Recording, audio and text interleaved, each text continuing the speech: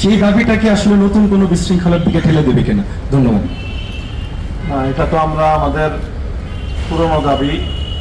আমরা মনে করি যে 2018 সালের ডিসেম্বরে এবং 2024 সালের ডিসেম্বরে তাদের যে হত্যাকাণ্ড এবং হামলার ঘটনা, এটার তো একটা শাস্তি হওয়া দরকার এবং সেটার যথোপযুক্ত শাস্তি হলো তাদের কার্যকলাপকে নিষিদ্ধ করা।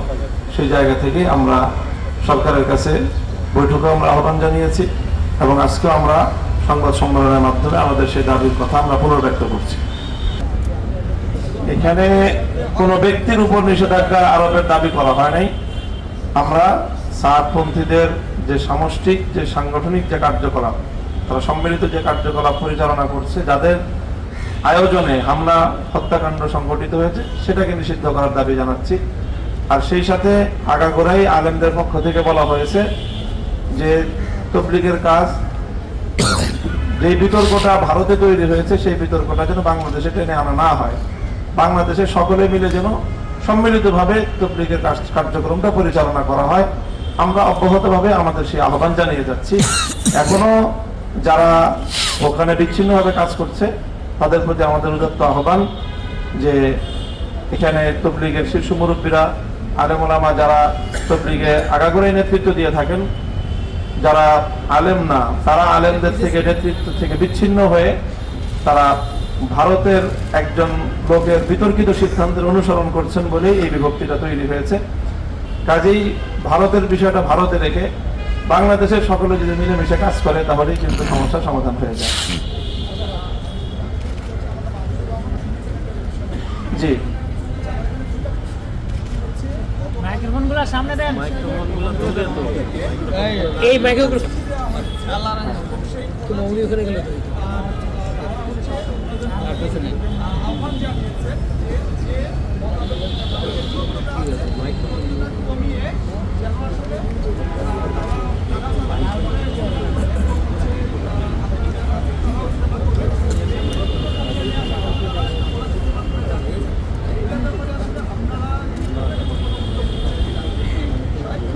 এটা বলে নেই।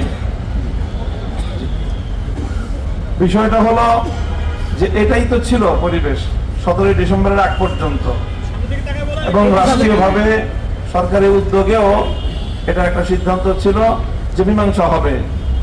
কিন্তু এর মধ্য দিয়েই সরকারি সকল আয়োজন, সকল আলোচনা দুয়ার রুদ্ধ করে দিয়ে রাতের অন্ধকারে হামলা চালিয়ে আমাদের 3 জন ভাইকে হত্যা করা হলো। এখন সেই রক্তের উপর দিয়ে আমরা কিভাবে তাদের সাথে আলোচনায় যেতে পারি?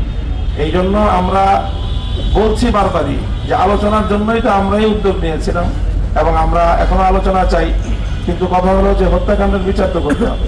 হত্যাকাণ্ডের বিচার না করলে বারবার একই ঘটনা ঘটছে। 2018 সালে 5,000 লোক সেখানে আহত হয়েছে, সেখানে প্রাণহানি ঘটেছে। আবারও 2024 সালে একই ঘটনা ঘটলো। এই জন্য আলোচনার জায়গায়, হত্যাকাণ্ডের বিচার আলাদা জায়গায়।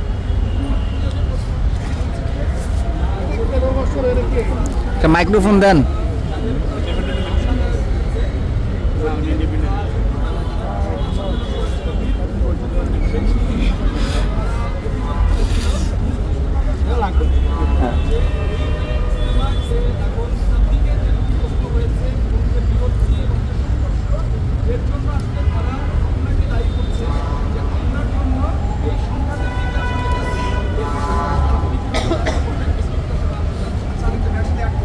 ক্যামেরায় বলেন, সামনের দিকে তাকিয়ে।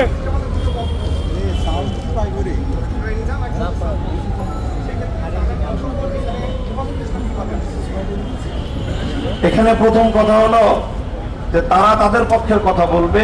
এই পক্ষের প্রতিনিধিত্ব কারা করবে সেটা তো তারা বলে দিবে না। এই পক্ষের প্রতিনিধিত্ব কারা করবে, এই পক্ষ একটা সুশৃঙ্খল পক্ষ, দায়িত্বশীল পক্ষ। এখানে প্রত্যেকে যার যার দায়িত্ব পালন করছেন। এখানে ইনডোর দায়িত্বগুলো পালন করার জন্য ভিন্ন দায়িত্বশীল রয়েছেন। তাদের পক্ষ থেকে প্রতিনিধিত্ব করার জন্য এখানে মিডিয়া এবং সংবাদ মাধ্যমে কথা বলার জন্য, মাঠে কথা বলার জন্য তাদের প্রতিনিধিত্ব কারা করছেন সেটা তারা নির্ধারণ করছেন।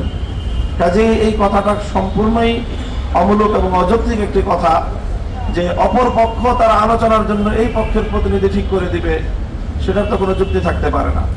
এখানে তাবলীগ জামাত আগাগোড়াই এটা ধর্মপ্রাণ সকল আলেম ওলামা মুসলমানদের কাজ।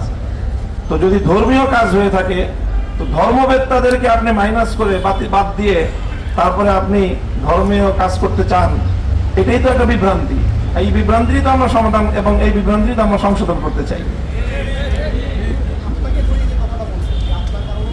আমার কি কারণে বলেন, আমি কি করেছি?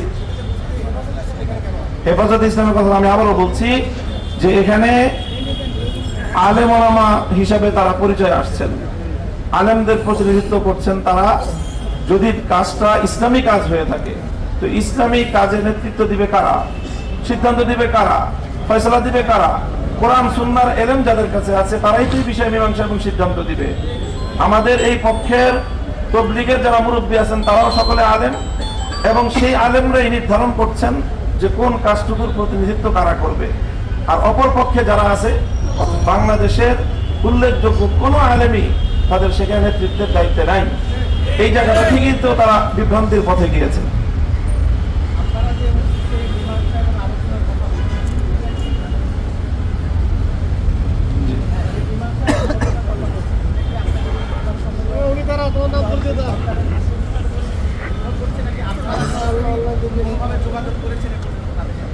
না, আমরাও সরাসরি তাদের সাথে কথাবার্তা বলেছি এবং আলেমদের পক্ষ থেকেও মধ্যস্থতা করার জন্য উদ্যোগ নিয়ে তাদের সাথে আলোচনা করা হয়েছে, এবং প্রশাসন এবং সরকার যেহেতু সর্বোচ্চ জায়গা থেকে এই বিষয়টাকে গুরুত্ব দিয়ে মীমাংসার উদ্যোগ নিয়েছে, আমরা সরকারেরও সকল উদ্যোগকে স্বাগত জানিয়েছি।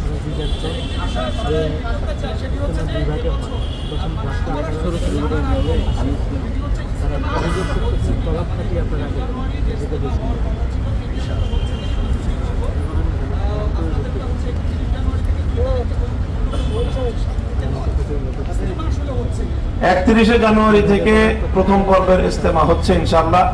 সেই বিষয়ে কোনো ধরনের বাধা নেই।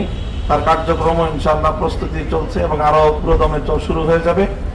দ্বিতীয় পর্বের যে ঘোষণাটা ছিল সেই ঘোষণার বিষয়ে তো আমাদের 17 ডিসেম্বরের হত্যাকাণ্ডের পরে পরিস্থিতি পাল্টে গেছে। কাজেই 17 তারিখের এই হত্যাকাণ্ডের পরে যাদের হাতে টঙ্গীর ইজতেমার মাঠ সাধারণ নিরীহ মুসল্লিদের রক্তে রঞ্জিত হয়েছে তাদের আসলে সেখানে ইজতেমা করার নৈতিক কোনো অধিকার থাকে না।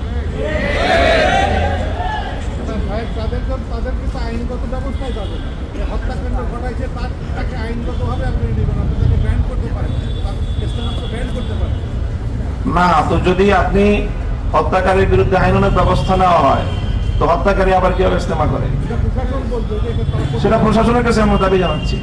থ্যাংক ইউ সকলকে, ধন্যবাদ। জাযাকুমুল্লাহু তাআলা। আমাদের আমির হেফাজত সকলের সর্বোচ্চ শ্রদ্ধেয় মুরব্বী আল্লামা শাহ মুহিবুল্লাহ মামুনুগরী দামাত বারাকাতুহুম এখন দোয়া করবেন। হযরতের দোয়ার মাধ্যমে আজকের এই সংবাদ সম্মেলন সমাপ্ত হচ্ছে।